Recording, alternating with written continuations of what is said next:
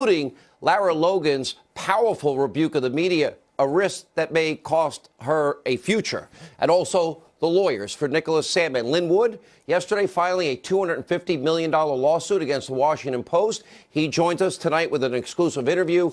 But we begin tonight with this breaking news. Empire actor Jussie Smollett has been charged with felony disorderly conduct for allegedly filing a false police report. Now, this is a Class 4 felony, punishable by up to 3 years in prison. It's a major decision now by the prosecutors, and it comes as newly uncovered surveillance video. Look at this. Shows the two brothers that have allegedly testified before the grand jury today, paid by Smollett to stage the assault.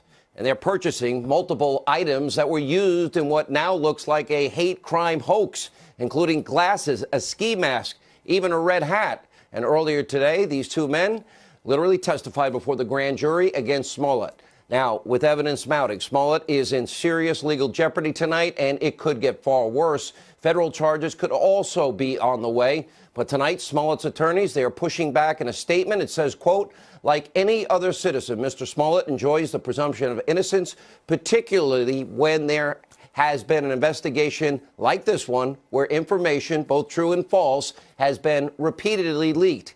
Given these circumstances, we intend to conduct a thorough investigation and to mount an aggressive defense, which, by the way, we believe in due process and the presumption of innocence here on this show. But earlier today, the attorney for the two brothers that you just saw in that surveillance tape had this message for the embattled actor. Take a look. Jussie Smollett says they're lying. What do you say to that? I think Jussie Smollett should come clear because the truth will set him free. Wow, powerful statement. We're going to take you live to the ground in Chicago. A full report coming up in just minutes and a lot more coming up. Sadly, what we see with Smollett is absolutely nothing new in terms of the media buying a hoax, hook, line, sinker. They go all the way in. Now, our top story tonight, Hannity watched into this abusively biased, hateful mob media in America. Remember, not so long ago, countless so-called journalists, pundits from all these other outlets threw caution to the wind in order to support Jussie Smollett and his very flawed story. I was warned early on, be careful. We didn't talk about it for a long time, waiting for the facts to come in. Now, despite the glaring red flags, they desperately wanted these wild claims and his narrative to be true. According to the mainstream media, all Trump supporters are racist, sexist, homophobic, xenophobic, Islamophobic. We're all monsters that want dirty air, water, and to kill grandma and kids. But their coverage of Smollett, it's only a tiny tip of the iceberg in what is a media mob coordinated character assassination that takes place so often. They are wrong so often that fake news is abundance in this country. Remember the outrageous, despicable treatment in the media of now Supreme Court Justice Kavanaugh? What about the Duke lacrosse case? What about the UVA rape case? What about Ferguson, Missouri? What about Baltimore? What about the Covington high school kids? Well, now famed attorney, somebody I've known a long time, Lin Wood, has filed a massive $250 million lawsuit against the Washington Post on behalf of Nicholas Sandmann, a brutally devastating 38-page lawsuit. You can see it on Hannity.com. Lin will be here in just a few minutes. Now, his newest client, a 16-year-old, 115-pound Covington High School student who was absolutely vilified by this media mob after he was videotaped standing, saying nothing, smiling, and trying not to react to all that was going on around him. As you can see, a 64-year-old Native American activist drumming right in his face and screaming rather loudly in his face, despite showing incredible, amazing, great restraint and staying calm and doing absolutely nothing wrong. Nicholas Sandmann was repeatedly smeared, slandered, his character assassinated over and over again and again on a national stage. They falsely reported that Nicholas Sandmann approached the Native American activist. It was the other way around. They falsely reported that Nicholas Sandmann was a racist and disrespectful and mean-spirited and even physical. All of that's not true. They did all of this based on what was only a short, inconclusive 15-second clip, which showed absolutely nothing.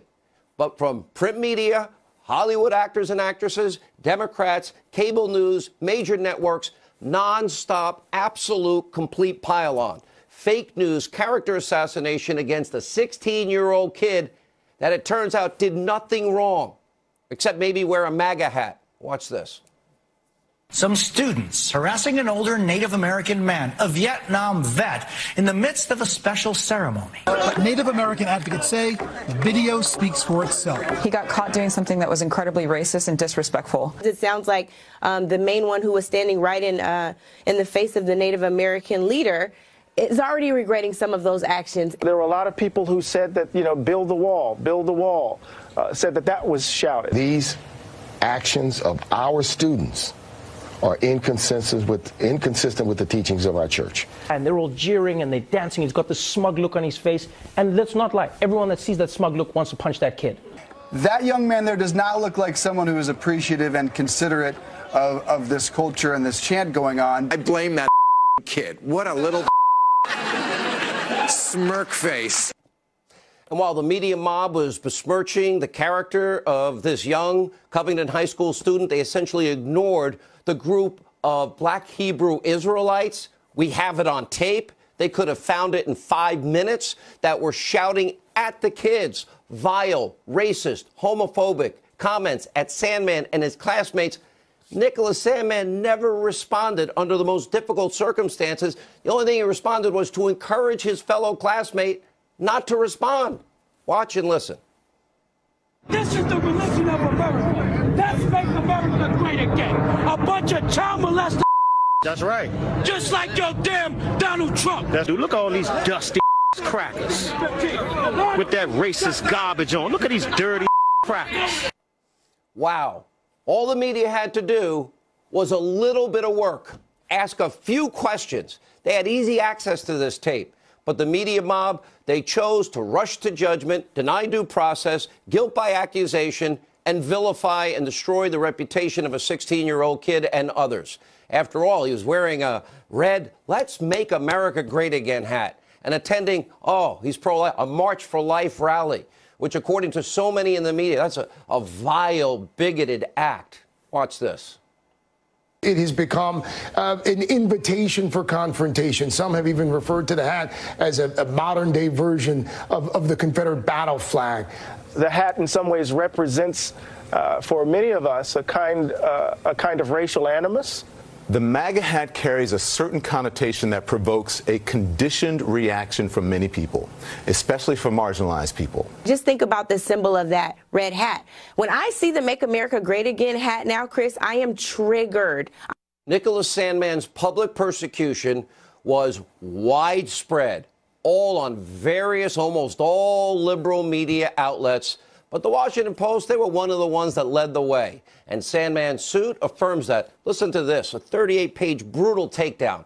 The Post bullied an innocent child with an absolute disregard for the pain and destruction these attacks would cause to his life. And, quote, the Post wanted to lead the charge against this child because he was nothing but a pawn in a political war against their political adversary.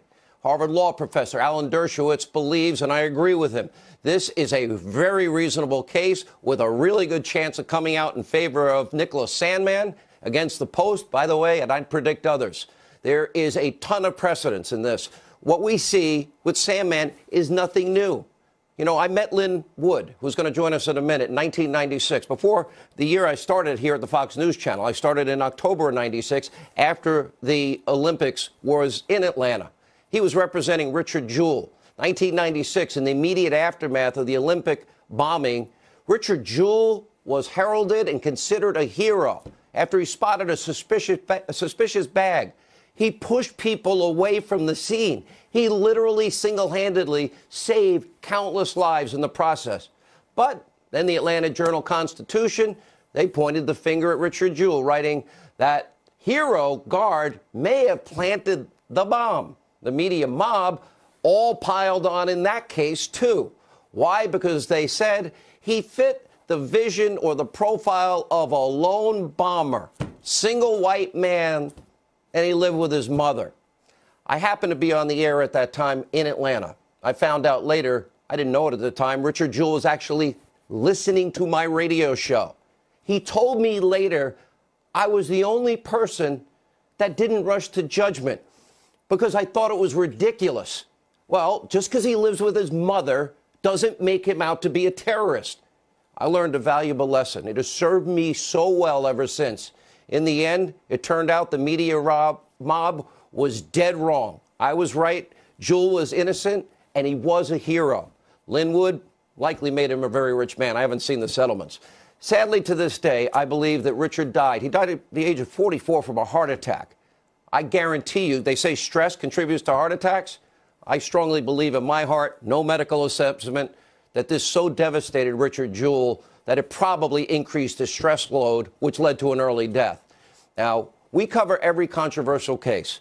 That lesson taught me not to rush to judgment in the Duke lacrosse case, the UVA rape case, Ferguson, Baltimore, Trayvon, and George Zimmerman, even the Russia collusion hoax. The media goes in their direction. They're being proven wrong. The Cambridge police acted stupidly. Even vetting Obama, who the media mob loved and refused to do. I did what they would not do. Time after time, this mob gets it wrong again and again.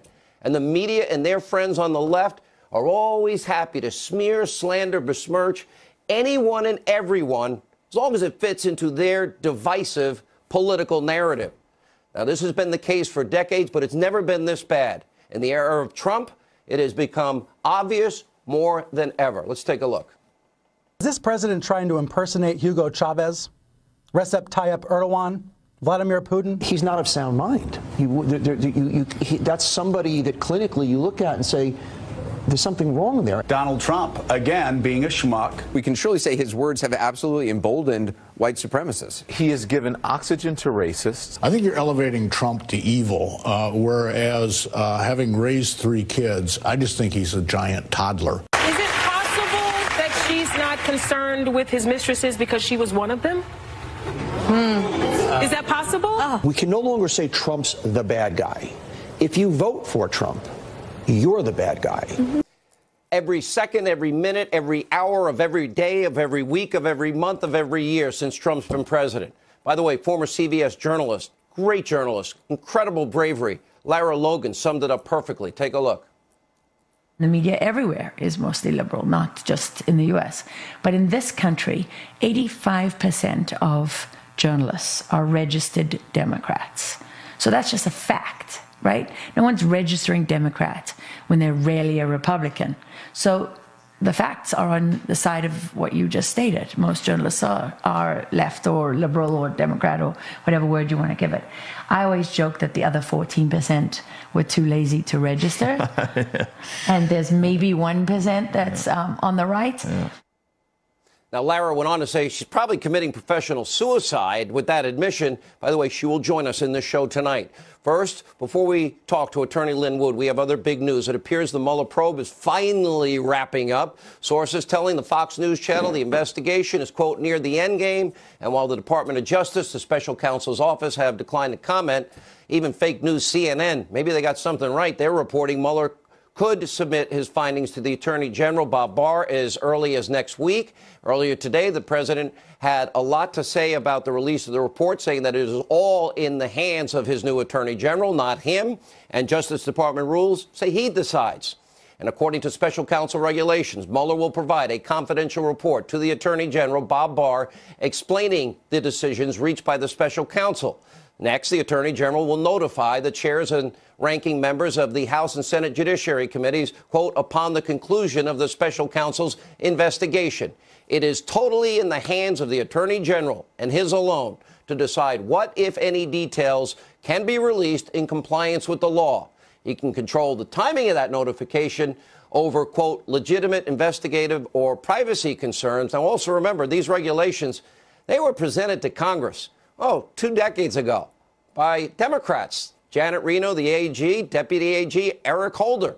That was after the Starr investigation. They were designed to make the special counsel more accountable to the public. But now, ironically, these same people who are outraged at Starr's authority and the release of that report are the same ones wanting to give Mueller free rein over President Trump. By the way, next week, the president and we will be with him. We'll have an interview with him in Vietnam, an important summit about the denuclearization of the Korean Peninsula with Kim Jong-un. Would it not be wholly inappropriate to actually release the findings when the president's out of the country participating in these high-stakes negotiations on such an important topic? Well, we also know, and I've always suspected, maybe I'll be proven wrong, Mueller's team of Democrats would love to undermine the president in any way they can. We'll have more on this later in the show. Also, huge breaking, developing news by Sarah Carter and John Solomon. But first, joining us now with more on this lawsuit and what is a media mob. I got to know him in 1996, one of the most tenacious attorneys in the country. If he sent me a letter of cease and desist, I'd beg for an apology. Lynn Wood is with us. Lynn, good to see you. Good to talk to you, Sean. Thanks for having me on. I meant what I said about Richard Jewell. I learned a lot. It has served me well. Well, let me say this to you. Richard Jewell always appreciated what you did for him, Sean. When the mob went after Richard, you were the sole voice in the media that urged caution and said, stop, investigate, get the facts, get it right. Nobody else did that. I look at Nicholas and Richard Sandmann. was always grateful to you for doing it. I think the stress killed him. I think it so upset him. I look at Nicholas. I know it did. Sandmann, and I know now, we now know the story. This kid, you couldn't teach somebody to act more perfectly than he did under the circumstances, and it would have taken all of 7 seconds to get the truth out. Your reaction? Well, let me tell you what the Washington Post did to Nicholas and other members of the mainstream media. You have the era of the social media now, Twitter, Facebook. Thank goodness that didn't exist back in 1996 when Richard Jewell was under attack. So this video goes viral, the mob attacks, and you would expect that the mainstream media would be responsible enough to pause, recognize they're dealing with a student, investigate, and make sure that they have the facts accurate, that the story that they tell is accurate. But they didn't pause when it came to Nicholas because they wanted to rush out and they wanted to jump into the mob, give the mob a megaphone so that they could attack this boy because he was white, he was Catholic, and he was wearing a Make America Great Again cap. If Nicholas had not purchased that souvenir cap that day at the mall, if he was not wearing it, none of us would know who Nicholas Sandmann is. He would still be living his life privately, going to school without worrying about how his school and his classmates and the world feel about him. Here's a 16-year-old kid, Sean. It's tough being 16. Think about what this young boy is having to deal with at age 16 when the entire world saw him the way the media portrayed him as literally the face of evil. It is inexcusable, reprehensible conduct by the media. And the Washington Post led the way. Well, you also telegraphed my interpretation. I've read every word of your 38-page complaint that CNN's not far behind, NBC's not far behind. But, Lynn, I've got to imagine if you add up all media outlets in this day and age and include Hollywood actors and actresses with the fame behind and the power of the pulpit that they have, hundreds, thousands of potential lawsuits here? Certainly hundreds. The good news is that we have 2.5 years to identify and file lawsuits against the wrongdoers. Because he's a minor, Nick will turn 18 in July of 2020. We've got 2.5 years, and we got a lot of work to do because the social media and mainstream mob of bullies was extremely large in number, and they were very vocal. And the mainstream media, like the Washington Post, gave them a megaphone to go out and to shout to the world that this young boy had instigated this event, which he did not, had engaged in behavior swarming around Mr. Phillips, which he did not, had blocked Mr. Phillips' ability to leave the scene, which he did not. I mean, Nicholas Sandmann, as you said, Sean, he didn't do anything wrong. He exhibited the most respectful behavior of anyone involved in this incident. You know, he was a child. He was accosted by adults. The black Hebrew Israelites, as your clip showed, yelling the most obscene slurs at these boys, homophobic, racist slurs. And then you have this character Phillips, and I say character because let me tell you, I've watched what he said. He doesn't tell the same story twice because he's a liar. And yet the media put him on interview after interview to tell his false story and condemn this young, innocent boy. Well, I assume that by those comments, and I think you said on Twitter that you would sue Nathan Phillips as well. You know, I watched what those kids went through and what these people said to them. They said nothing back. I don't know if I'd have that kind of restraint. It's kind of amazing. They said that he went and confronted Nathan Phillips, just the opposite. I went through a litany of high-profile cases, Linwood. They get it wrong all the time, this mob. Listen, you dated both of us talking about 1996. I have spent the last 23 years of my career. I'm sorry? You still look the same. I've spent, well, thank you. Both of our hair is a different color now than it was back then. But I've spent the last 2 decades working in the area of First Amendment law, trying to protect individuals' reputations and seek redress from false attacks. And I've watched it, Sean, deteriorate over the 2 decades. It's gotten worse and worse, and now it's reached the point where they're attacking falsely a child. I am really... Things have got to change, and there's got to be accountability. And I know you don't need the money. I know that this is your passion. I am happy that they hired you. You're the best person in this. Linwood, thank you. When we come back, we'll go to Chicago. Breaking news on the Jussie Smollett and Lara Logan, exclusively on Hannity. /ED and get started for just $5 while supplies last. Another breaking news tonight, Fox News alert, huge breaking news tonight in the Jussie Smollett case. Prosecutors are now charging the Empire actor with felony disorderly conduct for filing a false police report. And look at this headline from tomorrow's New York Post. Brutal. Joining us now with reaction is trial attorney Rebecca Rose Woodland and Fox News contributor, well, I think we're going to get to in a second, Dan Bongino is with us. Rose, let me start. You know, I read this off the top of my head. Felony disorderly conduct. Now, I know that's legal speak in this case for filing a false police report, but we now know we have the videotape of the 2 people that say he paid them money buying the very items that were used in the attack, and those 2 people went before a grand jury today before these charges were filed. I mean, we do have a grand jury indicting. In Illinois, that's required for any case that there will be possible prison term. Here, he's facing 1 to 3 years, but his attorneys have issued a statement, and I think it is important to say he does have a presumption of innocence, Absolutely. as does everyone else. Possibly these 2 concocted the whole scheme and claim he did, but maybe they were the ones that did it. I'm not saying that. Based on what we have so far, that's not looking good for Smollett, but there is always a possibility that he is innocent. So I think we should take a step back. Let's see how the case proceeds. It doesn't look good for him, I'll tell you that. Dan, we'll get to you in a second. First, joining us from Chicago is Rafer Weigel. I fired him last night, but, you know, apparently you're taking heat for doing a news report on my show in Chicago. Gee, I'm sorry. But you've been great on this story. No, I really appreciate you having me on. Thank you, Sean. I'm grateful to be coming back on. I do apologize for mispronouncing your name, but I think I'm just going to do it on purpose from now on. But go ahead.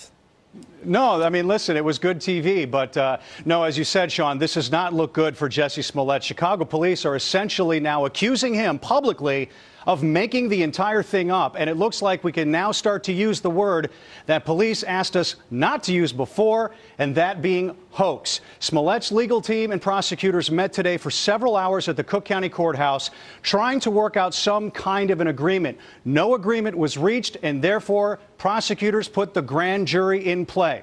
The 2 brothers, Abel and Ola Osendero, testified before that grand jury for 2.5 hours. Their attorney telling me no plea deal was reached. They were not granted immunity because they did nothing wrong. Meanwhile, the evidence seems to mount that these 2 brothers did stage this event. We got surveillance video, Fox 32 obtaining surveillance video from a beauty supply store showing these 2 men walking into this store buying a red hat. ski masks. And the date of this video was January 28th. That is the day before the incident is reported. So the brothers are cooperating with police, saying Smollett put them up to it. Smollett says that they're the ones lying. The brothers' attorney says Smollett's the one not telling the truth. Take a listen. Jesse Smollett says they're lying. What do you say to that? I think Jesse Smollett should come clear because the truth will set him free. And that was me asking her that question. Let's give the statement from Jesse Smollett's legal team, which we got about an hour ago. Like any other citizen, Mr. Smollett enjoys the presumption of innocence, particularly when there has been an investigation like this, one where information, both true and false, has been repeatedly leaked. Given these circumstances, we intend to conduct a thorough investigation and to mount an aggressive defense. As your other guest said, a Class 4 felony, that could be 1 to 3 years in prison. Jesse Smollett is due in bond court tomorrow at 1:30. The question is, will he show up? If he doesn't, there will be a warrant issued for his arrest. Sean? All right, Rafer Weigel reporting in Chicago tonight. Thank you for that report. We bring back in Rebecca Rose Woodland and Dan Bongino. This is really sounding more and more if the testimony is true. I do want to give due process, but it's not looking good, Dan Bongino. Is this a hate crime hoax in the making? And consider all the examples I mentioned with Lynn Wood. The media, it sounds similar. They want to believe the worst about Donald Trump and his supporters. Yeah, I mean, the list of hate crime hoaxes goes on and on. That doesn't mean racism and hate crimes don't exist. It just means the ones that have garnered significant media attention over the last years, large swaths of them happen to be hoaxes. I mean, that's just a fact, Sean. And listen, I agree with your guest and you. Due process, of course. I mean, this is probably the only network that actually covered this case fairly from the start and didn't jump the gun. But remember, Sean, due process doesn't mean we can't think about this critically like reasonable human beings. And that's what I think you, I, and a lot of other people did from the start when there were questions, fair questions to ask. Sean, I was a street cop in the 7-5 precinct in East New York, Brooklyn. I used to walk a post at from 6 o'clock at night to 2 o'clock in the morning. You see a couple of guys on a relatively empty street in an industrial area at 2 o'clock in the morning with bleach and a noose, wearing MAGA hats with no one else around. It may not be reasonable suspicion to pull them over, but it's probably worth giving them an extra look. Nobody thought this was unusual, this story, that some people just were carrying around bleach in the middle of the night to randomly attack an actor and in this show. It just... In a 4-degree weather in a storm. A minor amount of critical thinking would have... You know, yeah, I did what I did. Red flags should have went off everywhere. You know, Rebecca, I did what I did in the Zimmerman-Trayvon case. I actually went there and talked to the people. In the Duke Lacrosse case, I talked to some of the parents and some of the kids. When the rest of the mob rushed to judgment, they're wrong so often. Now, when do they start getting held accountable? Because you look at the Smollett case, you look at these Covington kids and Nicholas Sandmann, there's a lot of similarities here. A lot of similarities, Sean. I remember I was here for the Duke case with you. I was here for Trayvon Martin with you. You were on the right side with me. That's right.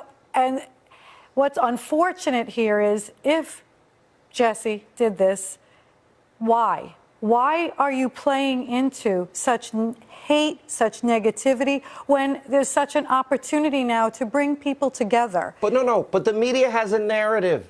And the reason the media jumps and they don't look, like, it would have taken them 6 seconds to find out the truth in the Nicholas Sandmann case. Oh, I know. Not even a phone call did these people make. They're going to lose.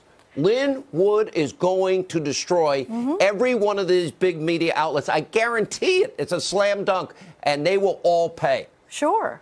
And in this situation, we should have that again. I mean, there is no reason why everyone has to jump to judgment with the MAGA hat. It is ridiculous. 15 last seconds. Dan.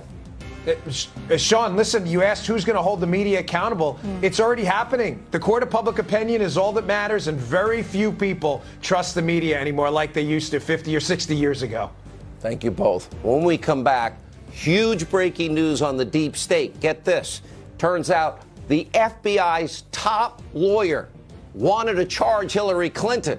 Sarah Carter, John Solomon have the latest. And also later tonight, former CBS reporter Lara Logan risking her career exposing media bias. That's straight ahead.